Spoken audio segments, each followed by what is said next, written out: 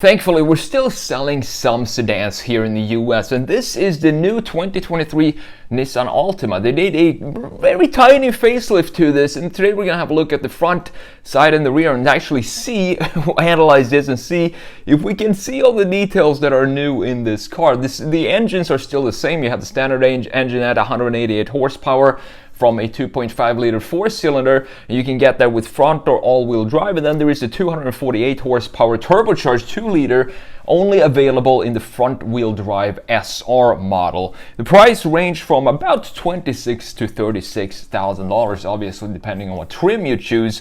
So here we have the new Nissan Altima, the 2023 down here and the 2022 up here. And what's new is if we look at the front end of the Altima, I really like this design because it's a very clear Nissan design with this V shape in the front end, as you can see right here. It looks really clean. Maybe this design specifically gets a little too busy in the front end, in my opinion, because we have chrome right here, then we have some black right here, and the body color. So you kind of a lot going on in this front end when it comes to the materials used, but the overall shape and the framing of everything looks pretty good. Then we have a nice line flow. We have these lines going in the same direction as the housing, as you can see down here, for the fog lights. So what actually happened in this front end in the new 2023, they did exactly what I kind of wanted to see from Nissan on the Altima right here. I don't really need to change a lot of positioning of the graphic features. Just play around a little bit with the textures and the materials and clean it up a little bit. Polish it.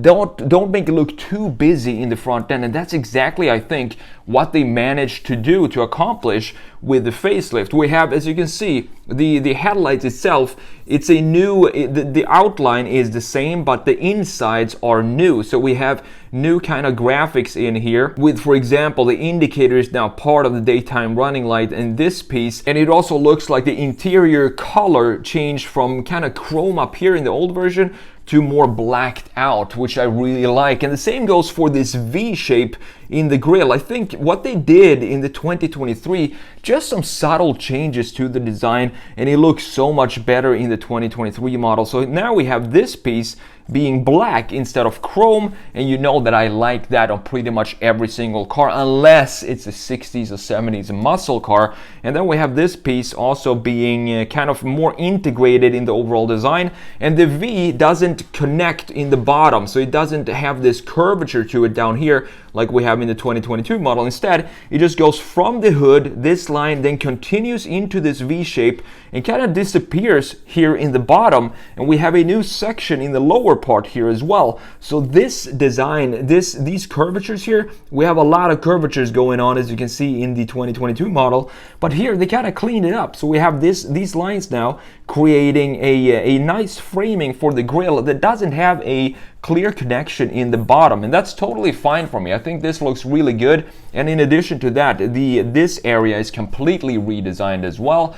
It looks a little busy in the old one, same as the grille. We have a light up here, and then we have the fog light itself down there in a housing that doesn't really have any connection to the light designs on the inside of this.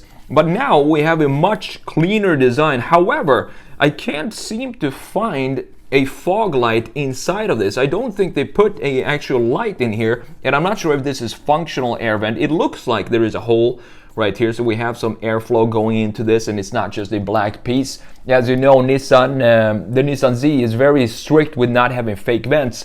I think that carried over to the Altima here as well. Let's have a look at the side view, then the rear, and also the interior. So this is one of these typical facelifts.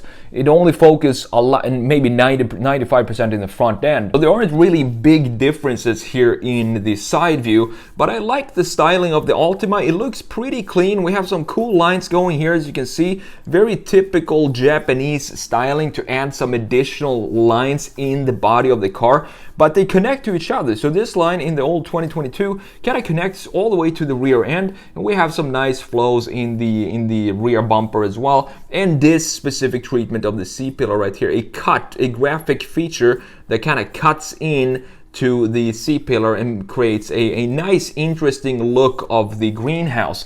That all goes the same for the 2023 facelift, but there are some changes in the trim pieces and the materials used. And we also have new wheels, so you can get this from 17 to 19-inch wheels. I would personally prefer to have maybe 20s on the Altima. I think that would look really, really good. It is a good looking proportional car because it is a clear sedan. It has a clear definition of the trunk here, which is kind of rare these days. And we have these 3-box design as we've been talking about here on the channel. 1 box right here, and then 2 for the greenhouse, 3 for the trunk. It's a clean design. Looking at the rear view real quick before jumping into the interior, the same thing here. Not a lot of changes in the facelift. I think it's maybe starting to look a little dated here, but still it's a kind of simple design in the rear. It's a lot simpler in the rear than it is in the front.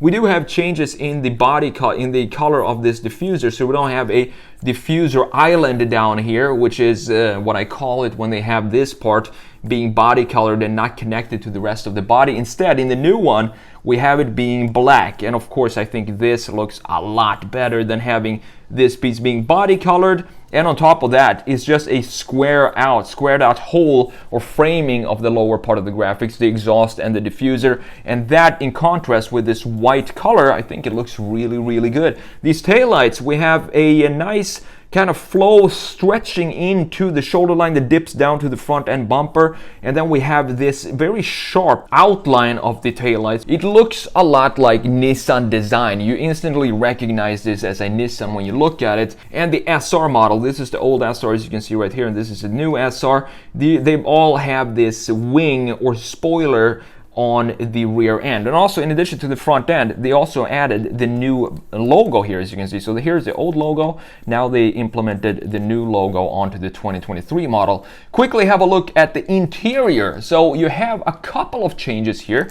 The old one has some changes made to this specific area and this area. You can now get a 12.3-inch screen as an option, and you also have Apple CarPlay is now wireless. However, Android Auto still needs to be plugged in the Altima, which is pretty interesting. You can look at the buttons here underneath the screen. They look more modern in my opinion compared to the 2022 model. You can see that they changed a little bit, and specifically these controls for the climate, they look a lot better right here in the updated facelift, with some digital displays right here for what temperature you have, instead of just a temperature, I guess, gauge on the dial itself. I think this looks a lot cleaner. And you also have a different framing of this piece, the air vents up top, and the kind of housing for the screen, or the base for the screen, now looks a little different and a little more upscale in my opinion compared to the old 2022. You see, this is just flat here. It's a flat surface,